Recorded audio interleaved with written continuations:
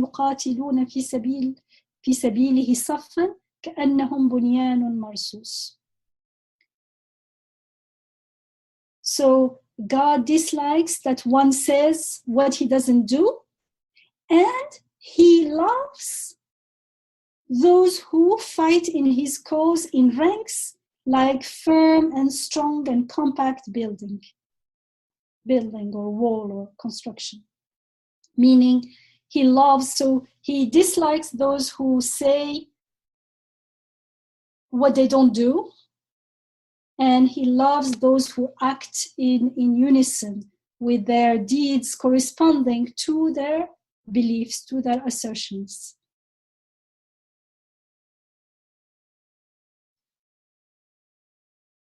So who are those who fight in the path of God? Here in the path of God, في سبيله, في سبيل الله, is the path of, if it's the path of God, it is the path of justice, the path of peace, the path of compassion. They are those who strive in God's cause or in God's path, again, في سبيل الله, with their possessions, بأموالهم, and their lives, وأنفسهم, and themselves, which is will come in ayah 11 of this same surah, Surah 61. And so these people, they can only be those who truly love God. They love God, and so because they have realized who they truly are. They are abd, they are ibad, and therefore they act not for their own benefits, for their own pleasure, temporary pleasure, but for the sake of God, in the name of God, for the eternal one alone, because that he's the only reality. Everything else is sustained by him, which means they are not deluded into preferring themselves over al-haq, over God, over the truth, over the reality, the source of all reality, because they know their selves for what they are. The self is a mirror to the divine. It exists and subsists through him, through God alone. And that is through submission to God. If we talked about it in different surahs, those who are deluded into thinking, imagining themselves to be independent of God. Istighna, which is called in the Quran istighna. Like they think they are self-subsistent, self-sufficient. But the real believer is the one who is aware that he is a abd, meaning that he is aware that he is totally dependent on his Rabb. He exists through his giving of existence. His life is through his giving of life. He subsists through his qayyumiyah, through his maintaining him, and rububiyyah. And that is submission, true submission to God. And that is sincere love and worship of God alone, without shirk. Because the shirk starts in the eye, inside, not outside. It's a projection. We project our self-image and self-understanding onto everything else. So anything we love not in the name of God, we actually are loving it for our own sake. Even when we say it is beautiful because I think it's beautiful. It is beneficial because it benefits me. I am the point of reference. So this means that the root of shirk is that deluded self-love, self-worship. It is deluded because that person is unaware that she is totally dependent on her Rabb. So she misappropriates the attributes gifted to her, to him, to the person, and to other beings. if I think that whatever potential and attributes are gifted to me, for instance, my life is not mine, I say it's my life, it's a way of speaking, but truly it's not mine. I cannot keep it, it can leave any time. The moment I reflect and stop and think about it, I can understand that it is a gift. But if I am deluded enough,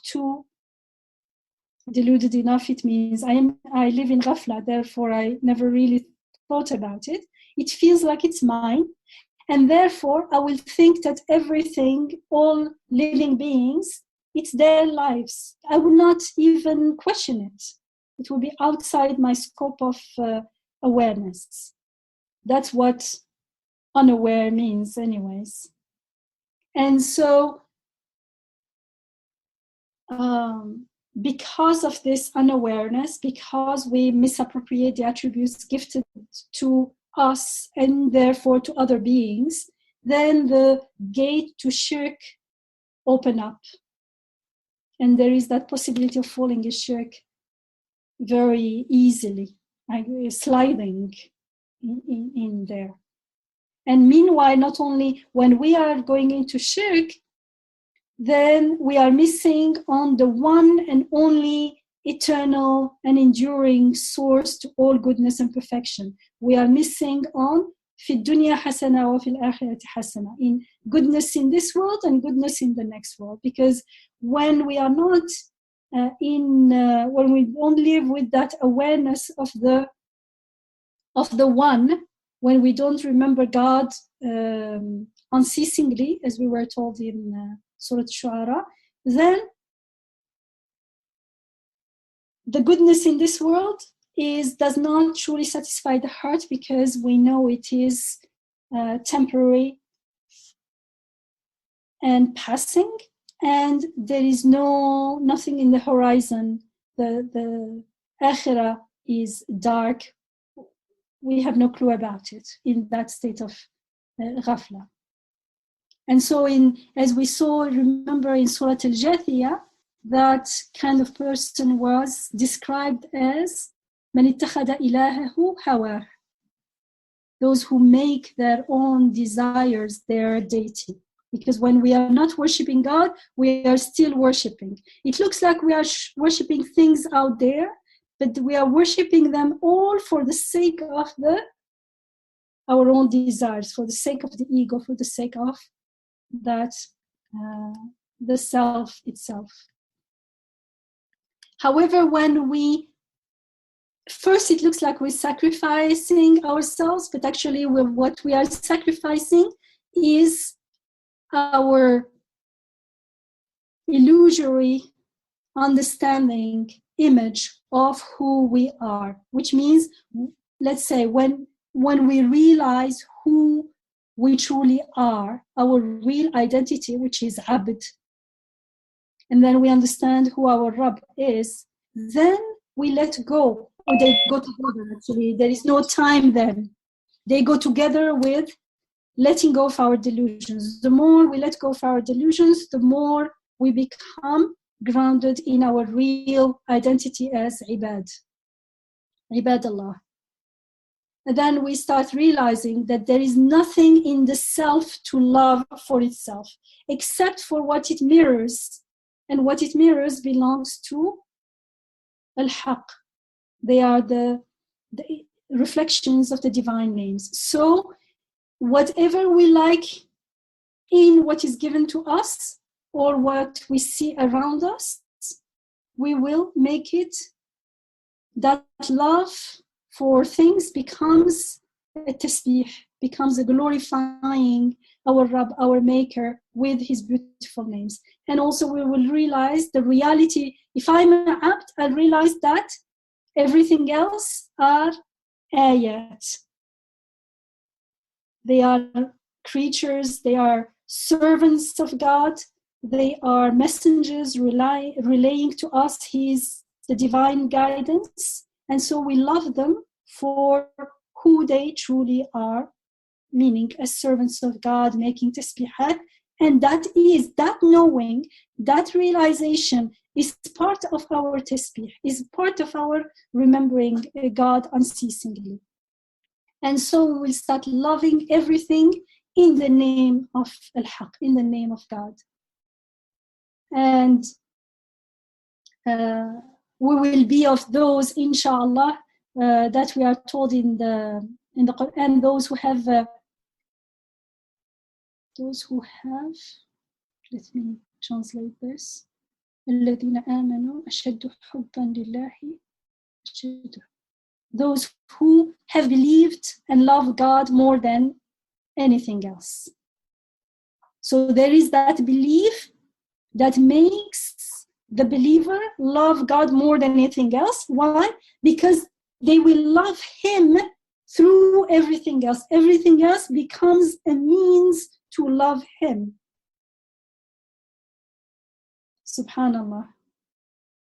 And they are people who love God and he loves them. قوم يحبهم الله يحبهم ويحبونه. Subhanallah. So إن الله يحب الذين يقاتلون في سبيله صفا كأنهم بنيان مرصوص. Truly God loves those who fight in his cause in ranks like firm, solid, compact building, which said they act in unison with their deeds corresponding to their assertion of Iman. So when we start acting, aligning our actions and doing and deeds with our Iman, the mu'mineen, the believers, will start also unifying because they all believe in the same thing. Not only the believers will be united, like it is not, we don't go out there, where are the believers? Let's unite. If I align my living, my deeds with my belief, and if my belief is haqq, inshallah, I will find out that, we'll recognize each other, the believers. Even if we're not in the same place, we will be unified in the same goal. And not only the believers, but also we will act in unison with the creation. All creatures also are created for that aim, to glorify God. So here there is the word fight. They fight in his cause. And that made me stop and think a little bit, what's going on here? Because fight means there is a struggle going on, struggle against something or someone. And it can be inner or outer, or often both inner and outer, as we have seen in the case of Ibrahim alayhi salam, when he destroyed the idols within his heart, establishing the truth and the reality of Tawheed. And out there, he actually went and destroyed the idols that his people were worshipping. And I have things in mind, but I thought maybe instead of sharing what I think of the different ways of fighting in the path of God, you can share maybe your reflections. I thought maybe it's better to share what we are told in the Quran about fighting in the path of God. In Surah An-Nisa, we are told, Surah An-Nisa is Surah number 4, in ayah 74 to 76, we are told, hence let them fight in the path of God, fi sabilillah. All who are willing to barter the life of this world for the life to come. So there is a barter, there is actually yashruna. And we are told in this surah later, in Surah 61, Surah Al-Saff, ayah 10, it talks about a commerce, how do you call tijara? Doing business, selling and buying. Transaction? Transaction, yeah. So this is a transaction here, to barter the life of this world for the life to come. For only him who fights in the path of God, whether he dies or he is victorious, we shall in time grant a mighty reward. And how could you refuse to fight in the path or in the cause of God and of the utterly helpless men and women and children who are crying, "Oh, our Rabb, our sustainers, lead us forth to freedom out of this land whose people are oppressors, and raise for us out of your mercy, protect us, and raise for us out of your mercy someone who will bring us help, someone who will help us." So it's telling us more, for instance, fighting in the cause against oppression, fighting for freedom is also to fight in the path of God. So in the path of God, fi sabilillah means in the path of justice, in the path of freedom, in the path of peace, because they are all attributes of God. And then we are told those who have attained to faith, those who have those who have believed, fight in the path of God, in the cause of God, whereas those who deny the truth, they fight in the cause of taghut, of oppression. Fight then against those friends of Satan. Truly, Satan's guile is weak indeed. So just like everyone believes in something, whether it is haqq or not, whether it is true or not, everyone believes in something. You believe in yourself, in whatever, but it is human nature to believe in something because we act on what we believe. And since everyone is acting on something, he is believing in something. Whether he's aware of it or not, that doesn't matter. In this ayah for Surah 4, ayah 76, we are told that in the same way, everyone fights for something, whether a worthy cause or not, because we fight for what we believe in. We stand. If we give up, we give up to the extent that we are not truly very firm in what we thought we stand for. When we stand for something, there are things that we do not compromise. We cannot compromise in our relationship, for instance, at work. And so there are things that we say it's okay, but there are things that we say no. For instance, your freedom, justice, whatever. It's going to be different for different people, although we have basically more or less the same needs, but we prioritize them in different ways. And I found that very interesting, because I was like fighting, and I was trying to understand fighting as only, for instance, last week we were giving an example from science. I think Isra was talking, gave us an example, and how in science book it's always narrated described in a certain way. And I was thinking, okay, fighting does not necessarily mean go and say, it's not like this. Go and write something yourself. Write it in the way you think is right. And that could be part of it. But there is something deeper going on here, which you can all, you're welcome to add to it, which is like everyone fights for something. It says those who have believed, they fight in the cause, in the path of God, means the path of justice, the path of compassion, the path of peace. And those who deny, here kafaru is like there is an intentional denying the truth. They fight in the cause of the powers of evil, the aggression, the taghut, oppression, not aggression, sorry. Which I found interesting. And again, to do with fighting, we are told in Surah Al-Mumtahina, which is Surah 60, the surah that comes right before Surah Al-Saff, in ayah 7 to 9, we are told, but it may well be that God will bring about mutual affection between you, meaning the believers, and some of those whom you now face as enemies.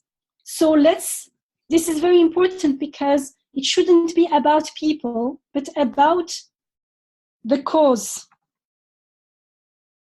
So the enemy is not the unjust person, but the injustice itself, because the unjust person can change and act with justice.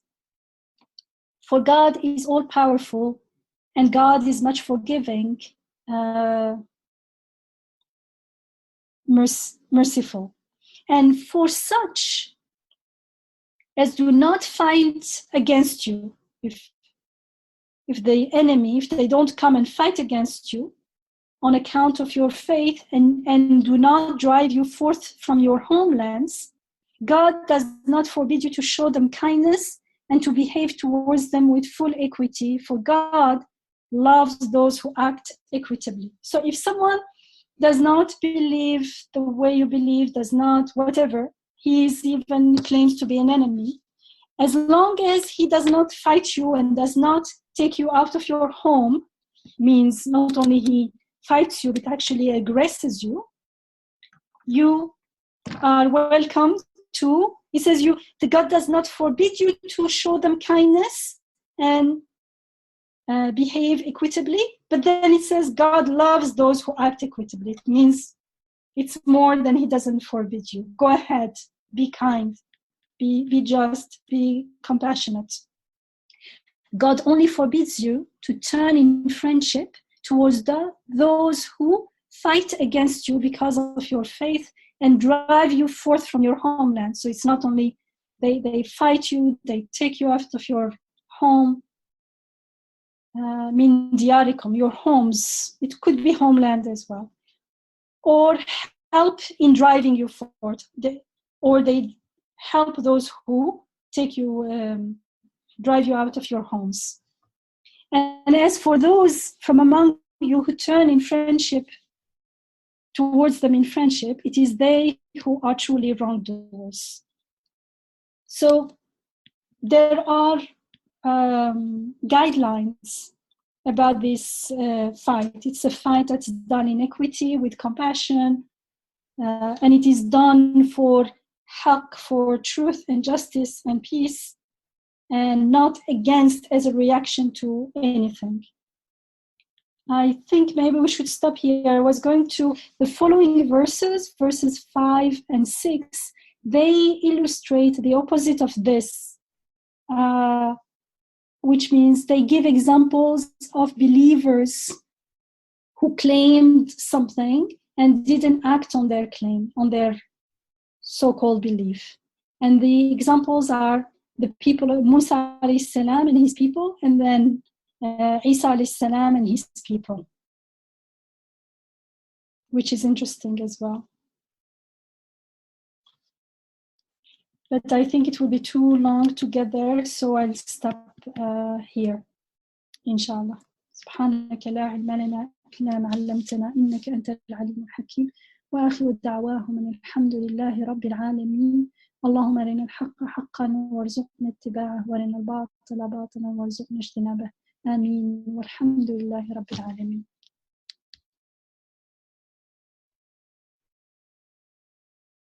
Maybe now we can share. I stop so there is more time for. Wa alaikum assalam wa rahmatullah. I missed the first part, unfortunately, but I came in the part which, subhanAllah, just resonated very loudly with me. The part that you shared about fighting and what does fighting mean. SubhanAllah, there I have met a representative, like someone who wants to run for the city council, who has been on the school board. And she was saying that one thing that she has learned is that people who are on different councils or in different city councils, they usually feel entitled and think that they know what they're doing, and their role is to intimidate people to leave their position and join them in what they believe. And she said, my main job is to hold my feet steady to the ground and fight against them changing me to their side.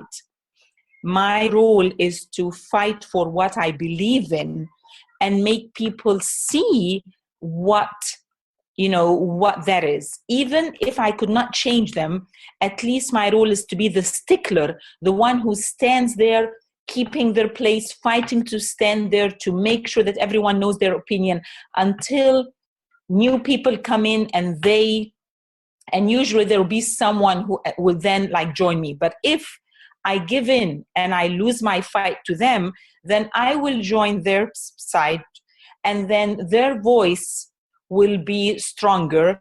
And then people who are on the right side, who are defending people, in her case, was defending refugee kids in school, trying to get more free meals for the kids, trying to give them services in the summer. And she said, if I don't do that, then all of this will be wiped out, and this money will be used for other things that have no value, that are totally not helpful. So she's standing her ground for all this, but also standing her ground for freedom. Yes. For her case, it's freedom of opinion shouldn't be one. Do not oppress other voices. And one of the things she says is that I have learned to be respectful to other people's opinion, and I want them to be respectful to mine and to listen to it, because if they listen to it really with open mind, they will see the point of it. But a lot of times people who feel entitled, they just like a big wave come over you to knock you down, so that you will lose ground, and that by that they will win. So subhanallah, this idea of holding ground and losing ground, in the terms of battle, is something that even people in the regular everyday fight for justice and fight for rights do. Subhanallah, it's interesting that here we are, and this is of course subhanallah, Allah's word. From this area, it's understood that everyone fights, except that some people fight for haqq, for something that's worthy, and some people for it's not. And usually we're not always aware of it, because sometimes people may be fighting about something we're not interested in, but when it comes to something we truly believe in, then you can see how the fighter in us comes out.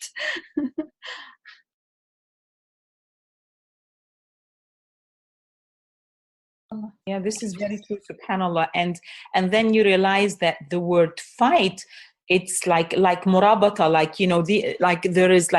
there is because even when there's a huge wave coming over, you need to fight so that you're not knocked down. You have to fight back the force that's coming upon you, so that it doesn't knock you down.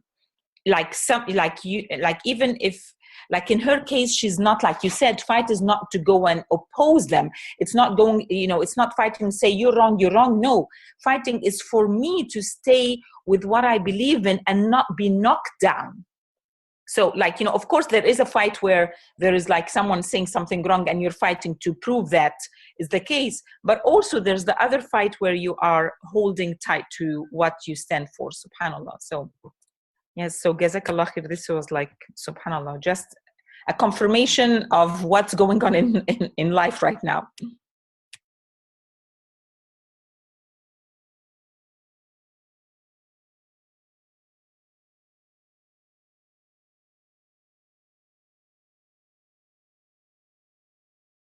We need other people to share their thoughts. I feel one thing, I'm always sharing mine. I'd like to hear from the 7 other participants, please. One thing that I'm reflecting on is this emphasis on being the same rank, like solidarity in that fight. And if I understood correctly, Sister Yamina was saying that if you are grounded, genuinely grounded, not lip service grounded, then you are part of that invisible solidarity, invisible unity that connects people. And this firmness, this compactness, what is that coming from? I think that's coming from also, coming back to verse 1, everything is glorifying. So if everything is glorifying and I can get a taste of it, if I can see it for real, then it is easier for me to stand up for truth instead of falling down to baseless fears. Okay, I'm also going to share something that's like not really from this week, and it may be a bit arbitrary, but since Yamina, please stop me if I'm really going off. But I watched a documentary recently of the story of this basketball player who came from a very rough ghettos, basically, and very poor background, single mother, very difficult background. And then he excelled in basketball, like really, really put himself to it. And he made it to the professional team, and he made it to NBA. And really, he wanted to do it he had a passion for it, but he also wanted to do it for his family, to take them out of poverty and so on. And then he finds Islam along the way. He was searching, and then one day he reads the Quran and he loves it, and so on. Okay, so it's a long story, but at some point, this person, when he makes it to NBA, he quietly kind of sneaks out, or doesn't enter the national anthem phase, where American flag is displayed in the American anthem. He quietly, he doesn't make a fuss about it. He doesn't he just, and then comes to the court when it's over, and then plays the game. So one journalist picked up on this after 2 years of him doing it, and he made a big fuss that this guy is not attending the ceremony, and what is this? He's not American. He's an African American. And it was a big, and then they came for an interview, and he said, yes, this flag is for liberty and so on, but it also caused a lot of oppression and pain here and abroad. So my Muslim conscience doesn't allow me to get up. I don't get up for anything except God. And it was a big uproar, and he was shocked because he thought, he just, it's not a big deal, it doesn't mean he doesn't like the country, or he's actually really from the country and loves it, but he just thought this flag symbolizes things that I don't agree with. There was a big fight and everything, a big controversy in the news and so on. And then he said, okay, he was talking about the experience, so he said, okay, I didn't think this was a big deal, but it became a big deal. And they told him, you have to do this. And he was like, sorry, this is my belief. We don't bow down, or we don't stand up before anything else. It's a Muslim belief, a matter of conscience for me, and so on. And then the Muslims were interviewed, and in the documentary it was talking about the gap between the African American community, which is the largest Muslims, indigenous Muslims, and the immigrant Muslims, because immigrant Muslims immediately, their response was no. Yes, of course we can get up for the flag. There's nothing in Islam that says, you can't honor your national anthem. This man is completely and this person was so shocked, because he thought, okay, at least this became a controversy, but at least it will unite the Muslims, right? There's La ilaha illallah, there's only one God. We don't stand up before anything else. We only stand to God, and especially this, these national identity, that is kind of nonsense. I didn't say nonsense, but he was shocked. He was like, this is simple, La ilaha illallah. Why is this all these Muslims? And the documentary was analyzing how immigrants felt very, very kind of vulnerable, because they were like, wait a second, we just came in and we're trying to kind of be part of the bigger stream, and this guy gives a bad name to us. We're trying to be part of the bigger society, and they already suspect our accent, this, that, like they already think we're not part of America. So we're trying to show them we're part of America, and this dude gets up, like they couldn't relate to him at all. Like, what is he talking about? What's suffering? And was standing up and anything. Anyhow, the long story short, what is interesting for me there is, like, why did people, it doesn't mean you should always unify in any interpretation. Maybe that person was wrong in his interpretation. He actually recants later on. Somebody talks about some hadith to him where the Prophet got up for a funeral, a Jewish funeral, and so on. So he does go back to standing up, but he loses NBA and everything. Eventually, he's really kicked out because he didn't fit the market anymore. The product was ruined. But what is interesting here is that, like, from just looking at the immigrant perspective there, why couldn't they unify on this basic? Why couldn't they question national identity? Of course, wherever you are, you will contribute, you will be positive and everything. But at the end of the day, it is true that nationalism is something very new, and it has been intentionally engineered to replace religious identity and religious solidarity or spiritual sense. The people in the documentary, they were interviewing people about what they felt about this event, and there was this kind of old couple in the basketball court as the audience, and this lady, she said, you know what, we should just skip this national anthem and flag business in the game, so we don't have to have these controversies. And all my students in the class started laughing, and I said, what is wrong with that idea?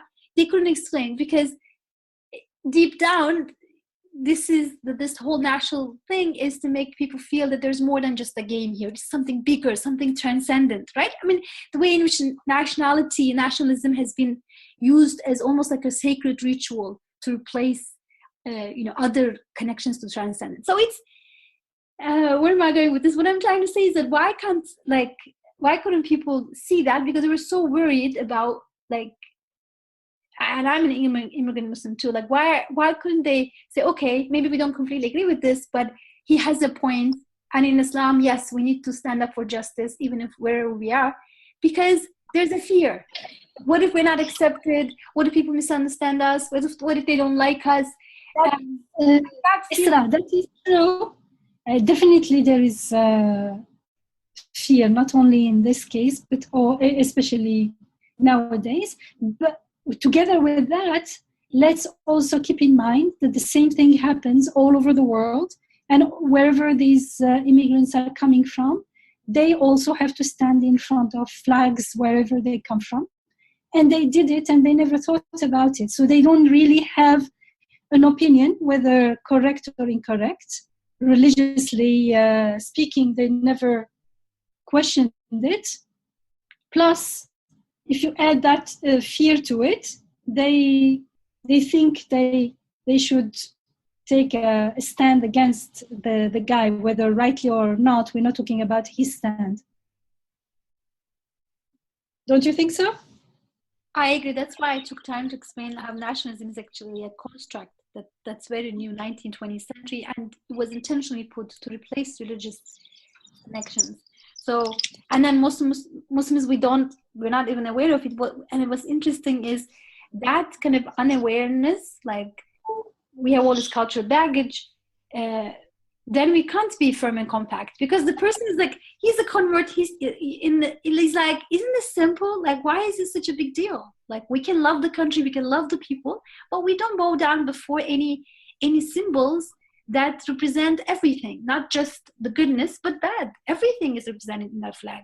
Why do we do that? Can we not just say this is a conscious issue?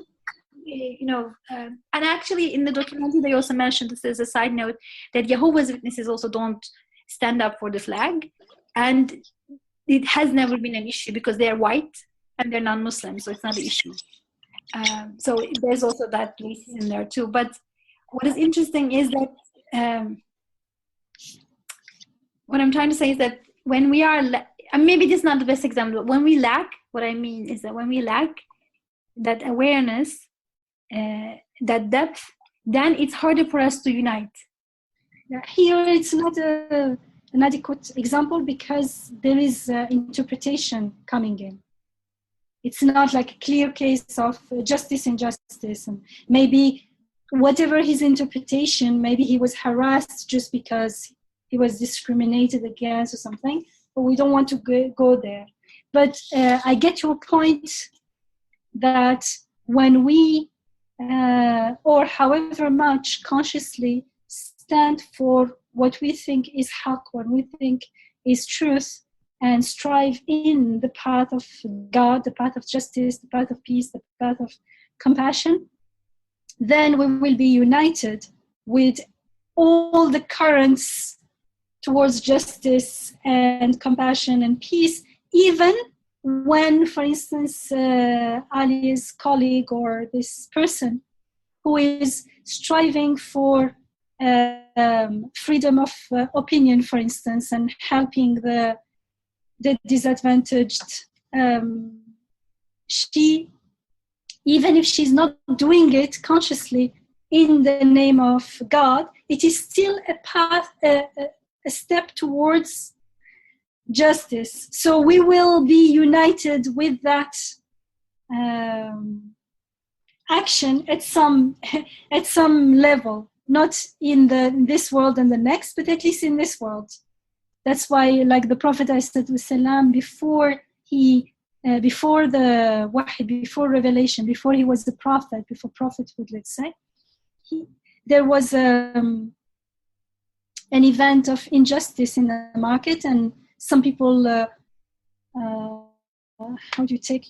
made a covenant to help the helpless, and he was part of it. And he says later that he would still be part of it as the prophet, because it was for justice, whether it's in the name of God or not, that looks to the person. But as far as the deed is concerned, it's a deed of, it's acting for justice. So that's beautiful, because the more we consciously live according to our belief, the more we stand for, because here it's the living is not, there is, this fight is taking it one step ahead. I always, fighting, I don't like fighting. So I always took it as like, you, in your little bubble, you live whatever you think is true. But the truth is that you cannot live in a bubble, because we live in interconnection and interaction with everything else. So, and we take stand, whether in our heart, in our intention, whether with words, whether sometimes with action, for and against. And for instance, for justice against injustice, for peace against oppression, and things like that, for generosity against whatever.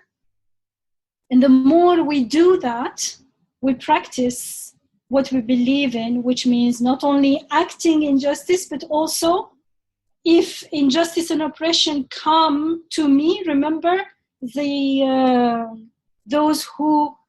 opposite of those who say what they don't do, were people who believed in God and acted amal salih, good deeds, and remembered God unceasingly, and fought against those who wronged them when they were wronged. But there are two things there. Only when they are wronged, but they took a stand. They stand their grounds. So it's not enough to act for justice, but we stand our ground there in what we know is true and just and beautiful and right. And subhanallah, whether we are aware of it or not, we will be unified with the people of justice, the people of goodness. Assalamu alaikum.